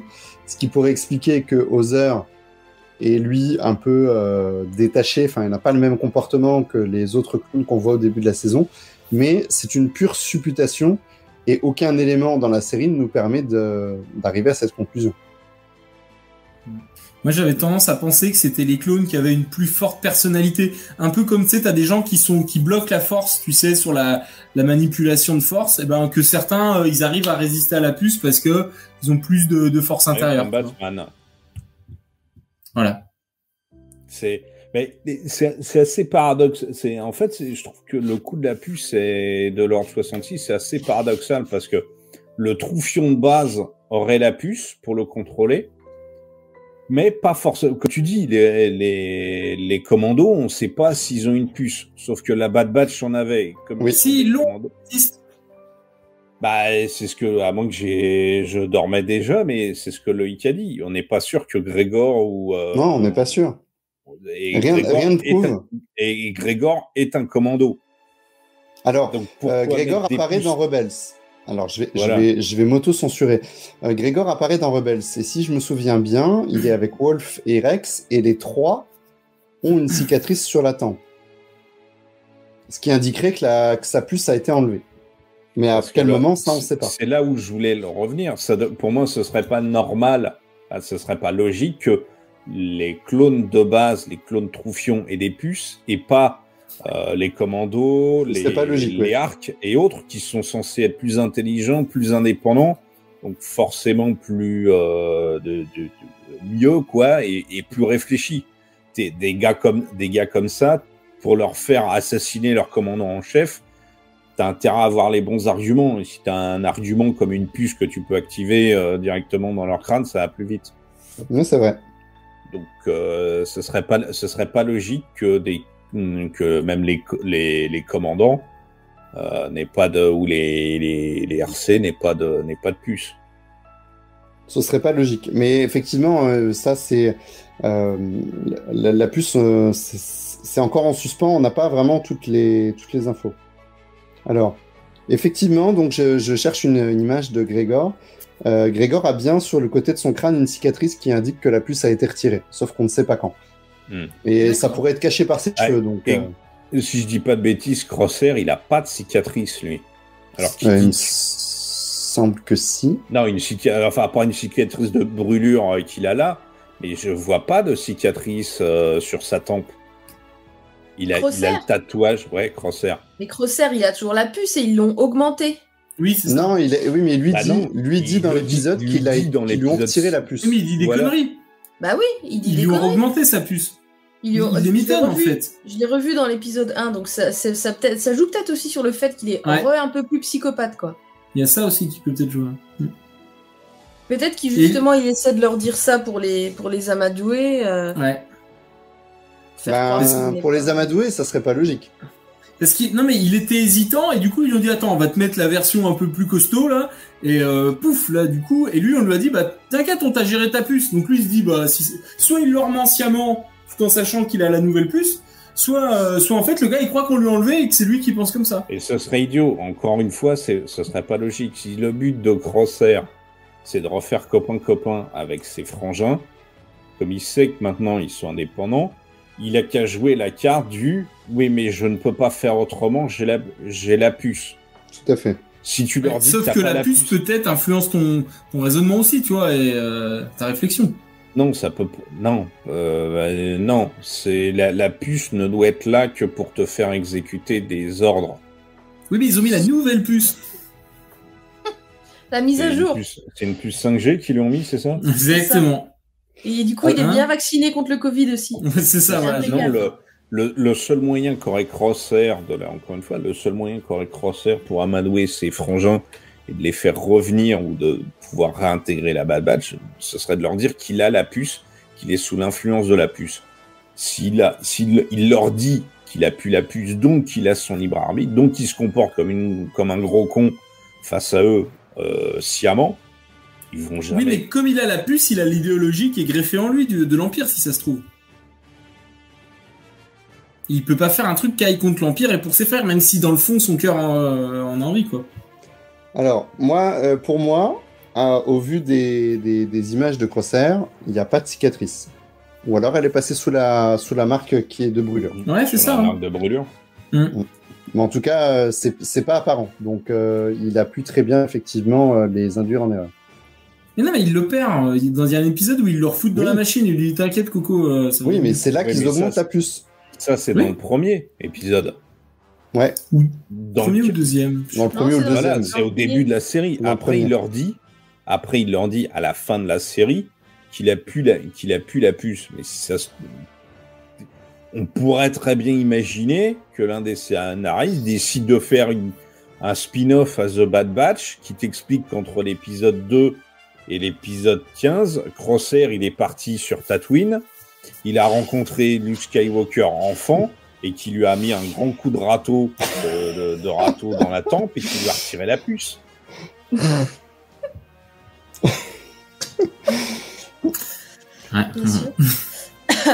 Non mais c'est ça, Sylvain, c'est ça, je pense. Il va bientôt y avoir une annonce de Disney, je vois pas autre chose. Quoi. Attends, j'essaie de retrouver les images que j'ai de Crosshair. Et on est revenu sur Crosshair alors qu'on parlait d'autre chose. Qu'est-ce qu'on disait? T'as pas l'impression qu'il est amoureux de son frère mais qu'il ose pas lui dire là dans le regard qu'il lui fait là? Ouais, c'est chaud là. Il y aura peut-être un spin-off là-dessus qui va nous expliquer qu'ils se sont roulés une galoche et qu'il lui en veut. Non, mais peut-être que s'il lui avait mis un point dans la gueule, ça aurait été bien aussi. En plus, il y a la cible, il y a plus qu'à taper là, tu vois. Viser ici. Donc voilà. Non, je sais plus sur quoi on était parti à l'origine. Alors, ce que je vous propose, c'est que on passe à une conclusion assez rapide de nos impressions de cette saison 1 et une projection de ce que vous attendez. Alors, je vais chercher de la batterie vous y pour revenez, mon PC. Et si vous y revenez aussi sur la saison 2, quelles seraient vos attentes pour cette saison? Alors, qui veut commencer? Aude, vas-y. Vas-y. Non, pas moi. Pas toi. Bon, Sylvain. Bah, je vais commencer parce que l'autre pépère, il a été branché son PC. Un bilan, le bilan de la saison mitigé. Il y a des trucs qui m'ont plu. c'est magnifique, c'est très bien animé. Non, voilà. Mais il y a trop d'épisodes. Pour moi, il y a trop d'épisodes qui ne servent à rien. La série a pris 16 épisodes pour raconter pas grand-chose. Les thèmes qui, moi, m'auraient plu, la transformation de l'armée de clones en armée de conscrits, le conflit entre la Bad Batch et Crosshair est pour moi trop survolé dans cette saison-là. Tout ce qui est autour, même le secret ou le truc autour d'Omega, c'est même plus, ça m'intéresse même plus parce que je suis pas sûr qu'ils savent où ils veulent aller. Parce que là encore une fois, c'est survolé. Donc un bilan mitigé vraiment pour cette saison 1. Et si la saison 2, j'espère que, pas qu'elle sera plus rapide, mais que les épisodes diront plus de choses sur la Bad Batch, sur Crosshair, sur l'Empire. Attention Thomas, on entend tout ce que tu fais.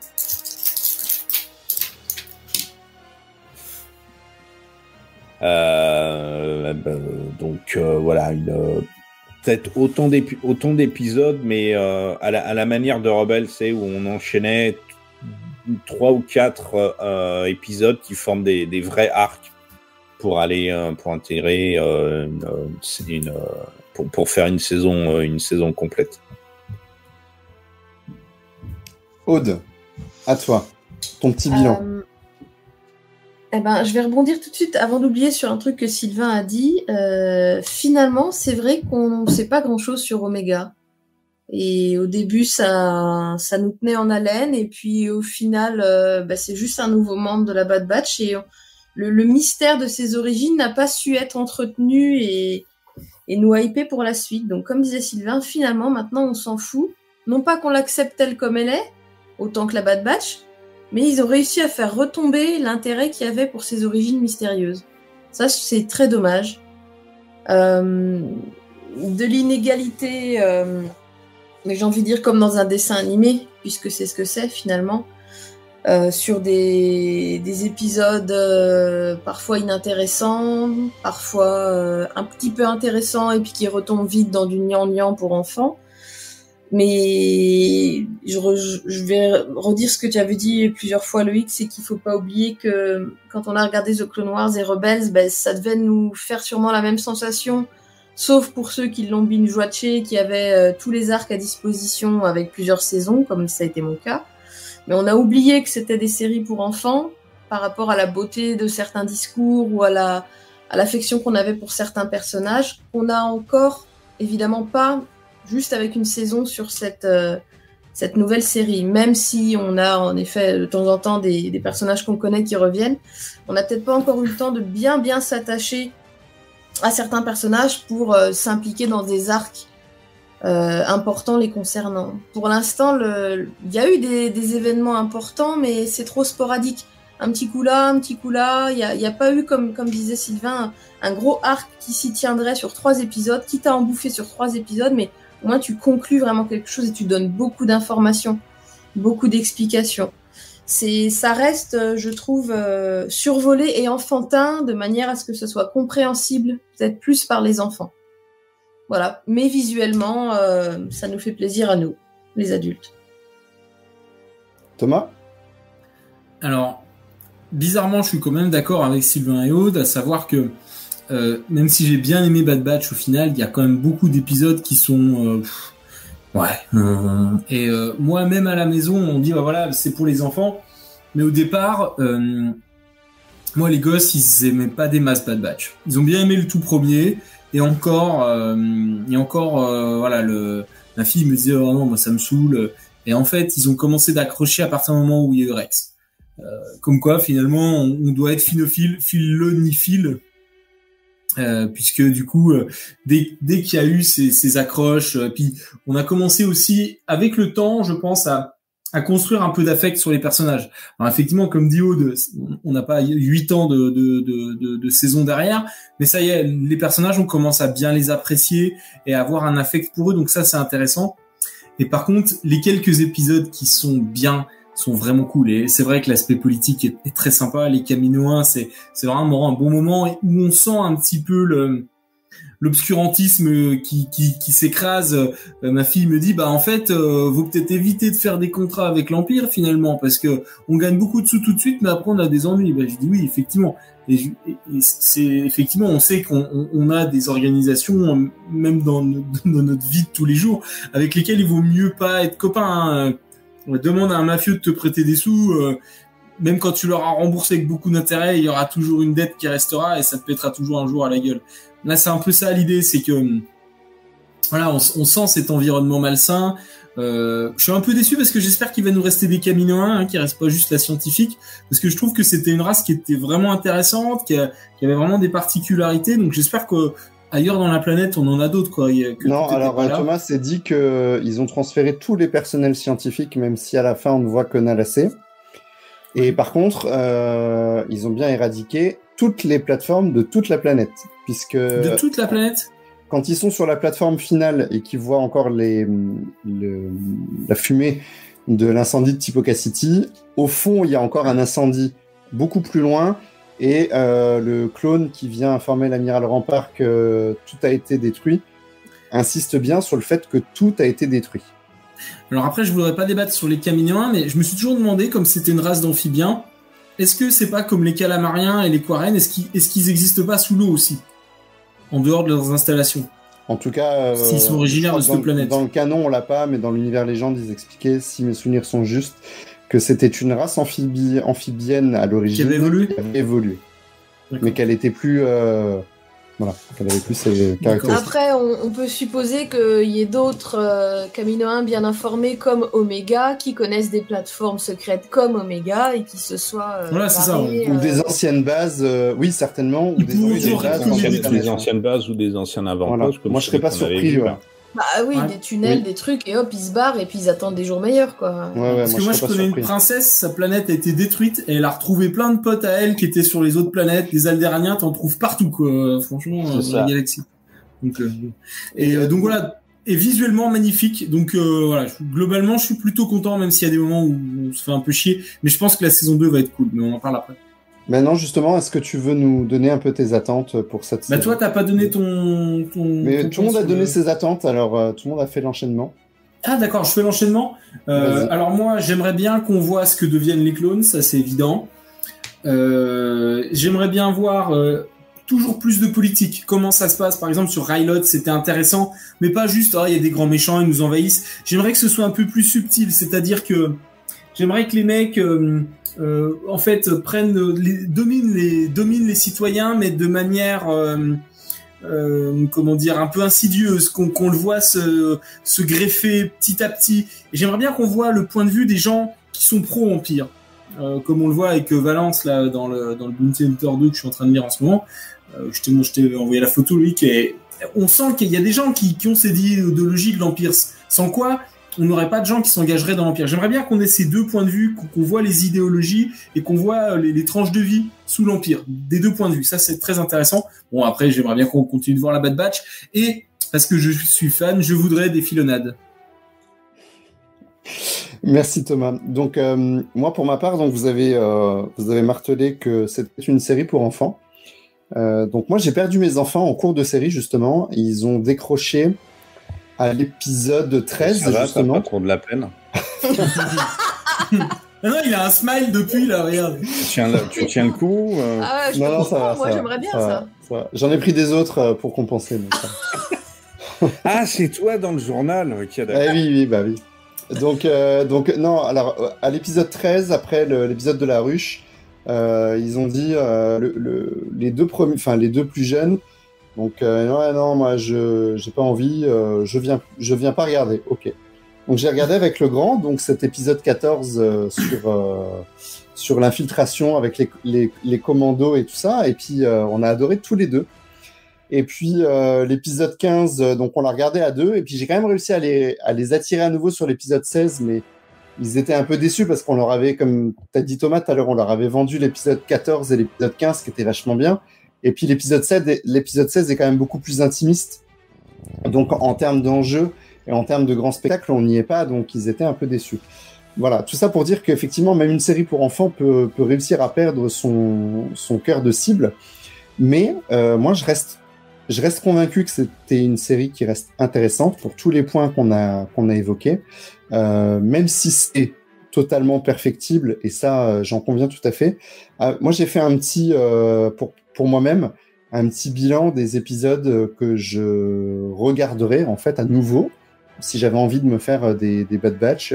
Quels sont les épisodes que je regarderai? Donc, j'en retiens les 4 premiers, les 2 avec Rex, les 2 sur Rylot et les 3 derniers, ce qui fait quand même un total de 11 épisodes sur 16.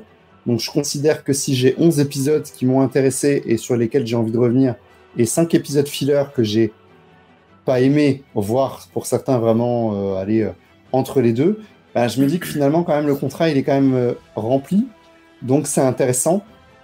Et moi j'ai envie de dire à tout le monde de quand même aller voir cette série pour toutes les raisons qu'on a évoquées, de contexte géopolitique, de transition entre 2 trilogies qui sont quand même des choses qu'on attend et qu'on a attendu pendant longtemps, qu'on a vu aussi dans les films. Donc, je me souviens qu'à l'époque, j'étais vraiment comme un fou quand je découvrais le design de La Revanche des Sith, parce que ça a amené une transition vers ce qu'on connaissait déjà et que j'avais envie de le voir. Et ben là, on s'en rapproche un petit peu plus. Peut-être que dans la saison prochaine, on aura des chasseurs taille ou autres, ou des prototypes qui vont arriver. Il y a une grosse inconnue dans cette saison dont on n'a pas parlé, c'est la temporalité. On ne sait absolument pas combien de temps se passe entre l'épisode 1 et l'épisode 16. Pour moi, il se passe quand même un certain temps, au minimum une bonne année. 3 heures à peu près. Non, il y a quand même une bonne année. On voit qu'il y a des choses qui s'installent sur la durée, etc. Donc, ça pourrait aussi nous donner une indication sur la conscription et sur l'entraînement des premiers Stormtroopers. Donc voilà, ça c'est. Moi, je vais faire cette saison en tout cas. Hein. Oui. S'ils veulent. S'ils veulent, mais ils le feront pas. Si je devais mettre une note, je mettrais un bon 15 sur 20. D'autant avec cette fin qui m'a beaucoup accroché. Même, je dirais même, j'ai cette scène finale que je trouve intrigante et qui me plaît beaucoup. Concernant mes attentes pour une saison 2 éventuelle, moi j'aimerais toujours un affrontement entre des Stormtroopers et les clones, que les clones se mutinent, que les clones se rebellent après la destruction de leur foyer. Je veux dire, on sent que le clone qui vient annoncer la destruction de Kamino, il est pas trop à l'aise avec ce qui s'est passé, donc pourquoi pas développer quelque chose où pas forcément tous les clones, mais une grosse faction de clones qui rencontrerait la Bad Batch et qui arriverait à changer d'avis. Le personnage le plus intéressant pour moi de cette équipe, hormis le personnage que j'aime beaucoup, c'est Tech, mais le personnage le plus intéressant pour moi, comme on l'a dit tout à l'heure, ça reste quand même Crosshair. Donc j'aimerais vraiment en voir beaucoup plus. Bah, c'est ça. Ouais. Non, c'est que c'est le personnage finalement qui est le plus intéressant, le moins manichéen. En fait. Non, bah quand même pas, non. Déjà que tu te déguises en Empereur Palpatine, maintenant tu nous dis que ton préféré c'est Crosshair. Voilà, faut le fréquenter Loïc, mais pas trop près. Non, je pense que c'est celui qui a le plus gros potentiel en fait, pour toutes les raisons que Aude a évoquées. Donc les autres sont beaucoup plus manichéens, même si j'ai un faible pour Tech que j'aime beaucoup, et notamment son humour qui pour moi fait mouche à chaque fois. Ouais.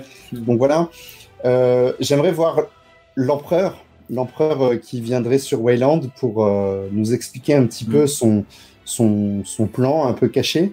Wayland qui pourrait d'ailleurs être en tout cas, moi, je l'espère être réutilisé dans la série Ahsoka ou dans cette temporalité du Mandalorien pour nous ramener le retour de Throne. On a quand même une Jedi, Ahsoka, qui pourrait être confrontée à un clone de Luke, à un clone de Anakin, à un clone d'elle-même, pourquoi pas. Ça je trouve chaque, en fait, pour bien lier le tout ensemble. Après, on apprendrait en fait que c'est les débris. Comme Gogeta, tu sais tout ça. Et ils ont rattaché les morceaux ensemble. Alors, tu vas un peu loin. Et ça a fait Snoke. Mais c'était prévu par Palpatine, hein, vous inquiétez pas. Donc, tu trolles un petit peu et tu casses mon délire de relecture de l'héritier de l'Empire avec un... Oui, en fait, tu veux les héritiers de l'Empire avec Ahsoka à la place de Luke, quoi. Attends, on nous ramène Throne... on nous ramène un empire qui a perdu, on nous ramène on nous ramène Wayland, le Montantis et des cylindres de clonage. Je veux dire, tout est là. Ça veut pas dire que ce sera bien fait, mais en tout cas, j'aurais envie de le voir. Donc voilà Moi, vu qu'on est sur la planète Wayland, moi, je veux Sigourney Weaver, je veux Newt, je veux aussi des androïdes. Ceux qui n'ont pas compris la référence, vous allez voir Alien et vous me cassez pas les roustons. Donc voilà moi pour mes attentes sur la saison 2 de Bad Batch. Est-ce que quelqu'un ou quelqu'une souhaite ajouter quelque chose sur ces épisodes? Les Non. derniers épisodes là qu'on a vus? Ouais, sur ça ou sur les attentes. Est-ce que quelqu'un a quelque chose de plus à dire? Non. Non. Bah, Non, moi. c'est Donc ça va conclure contre, donc. Oui. Si moi j'ai un truc à rajouter, c'est que du coup ça m'a généré beaucoup d'attentes pour les séries live, à savoir Mandalorian, Ahsoka et compagnie, parce que du coup moi ce que j'attends dans les prochaines saisons, que ce soit Boba Fett, j'attends bien des trucs sur Omega, j'attends des liens avec Boba Fett, j'attends des liens avec la saison 3 du Mandalorian, et j'attends aussi peut-être quelque chose avec la série Cassian Andor. Est-ce que à ce moment-là, les gars de la Bad Batch, on pourrait pas les voir en vrai? Ils seraient pas encore assez vieux pour faire partie des rebelles et qu'on croiserait tout ça pour faire une belle tambouille? Ça me plairait. Voilà. Bah, on peut aussi imaginer que les Bad Batch vont quand même se rapprocher de la rébellion. C'est pas Oui, impossible. c'est ça. Oui. Et je les verrais bien voir rencontrer Bail Organa ou des trucs comme ça. Je suis sûr que Sylvain est fan de cette idée déjà d'avance. Oui, d'ailleurs, il a appelé son chat Omega. D'ailleurs, tiens, pendant qu'il est pas là, on va... si jamais il réécoute l'émission, il pourra confirmer après. Voilà. Ben, sur ces belles paroles, on va conclure cette édition de Star Wars en direct. Donc, comme toujours, si vous avez des suggestions, si vous avez des commentaires, si vous avez envie de réagir, de discuter avec nous sur ces sujets de la Bad Batch ou autre, vous pouvez nous envoyer un petit mail à l'adresse studio@swandirect.com. Mais surtout, vous pouvez nous laisser un message sur les réseaux sociaux. Alors, évidemment, Twitter, Instagram, mais c'est pas là où on est le plus présent. Ça restera quand même sur Facebook, YouTube. Et évidemment, vous pouvez nous rejoindre sur notre serveur Discord. On a quand même une belle communauté. On a des débats enflammés, pas toujours, selon l'actualité. En tout cas, on a quand même toujours une communauté qui débriefe dans la bienveillance de toutes les sorties Star Wars, de tout ce qu'on peut se mettre sous la dent. On rappelle donc qu'on est disponible sur les plateformes iHeartRadio, Deezer, Spotify, Stitcher, Google Play, Google Podcast, Apple Podcast et Amazon Music. Voilà, et donc de la part de Aude, de Sylvain, de Thomas et de moi-même, merci d'avoir été à l'écoute de Star Wars en direct, et que la force soit avec vous.